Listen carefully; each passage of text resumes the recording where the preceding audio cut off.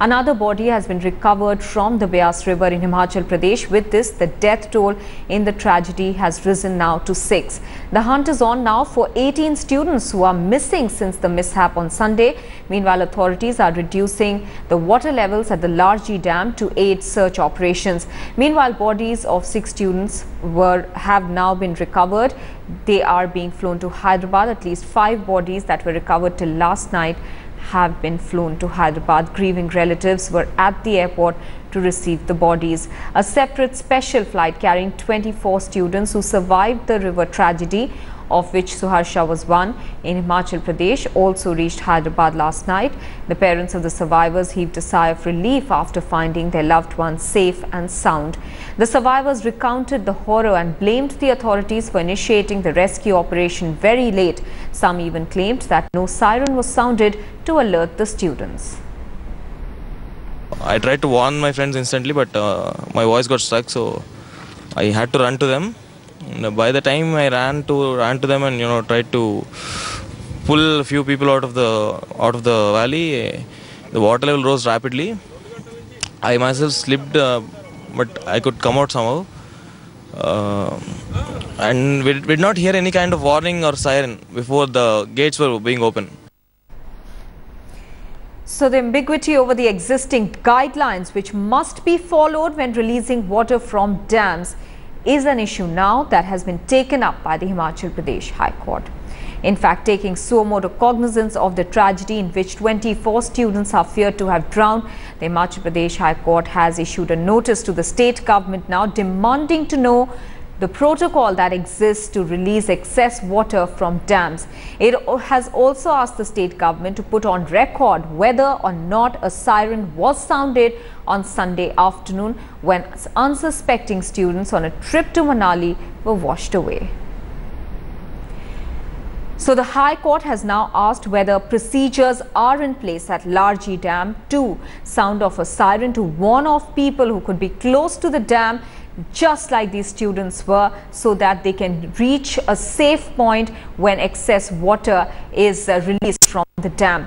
Now, this is a bone of contention now because many of the students there are clearly pointing out that they heard no siren go off before that excess water was released from the dam, which washed away 24 of their fellow students. In fact, some of the survivors reached Hyderabad late last night, and they have also narrated how the authorities were lax in implementing the rescue operations. So some of them even go to the extent of saying that they had not turned up at the spot of the tragedy with searchlights, which is one of the basics that they should have carried as far as equipment is concerned. Jaskirat is now joining us with more details on that tragedy. Jaskirat, first of all, what are the authorities saying now about the response to the tragedy? Also the fact as to whether a siren was sounded or not, because most of the survivors say they heard nothing. Well, the authorities are maintaining a very tight clip as far as the investigations are concerned. They're saying that as long as the final report does not come out, they wouldn't want to actually say anything because that may sound very speculative or may not sound very complete. What they are focusing on right now or on informing us about is, of course, the rescue operations or the recovery operations, so to speak.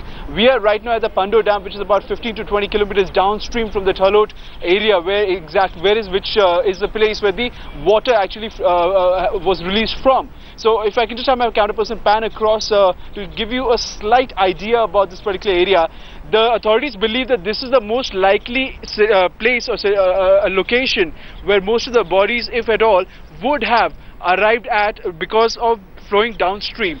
And of course, this particular dam would have stopped them from flowing any further. So most of the recovery operations are actually focused in the 7.5 kilometers starting from here. We have about 100 RF, ITBP, 20 divers from the Army, 20 divers from the SSB who are actually involved in this operation. There are dozens of rafts also which have been pressed into action over here. Many of the areas along the upstream of this particular area are such that there is a vertical cliff. So you can't have any foot patrolling, you can only rely on boats and raft to actually patrol that area. So that, they are suggesting that it could actually take about 3 to 4, even more days to recover. In the past, they've been able to recover over 50 bodies in similar incidents, but it always takes about 3 to 4 days.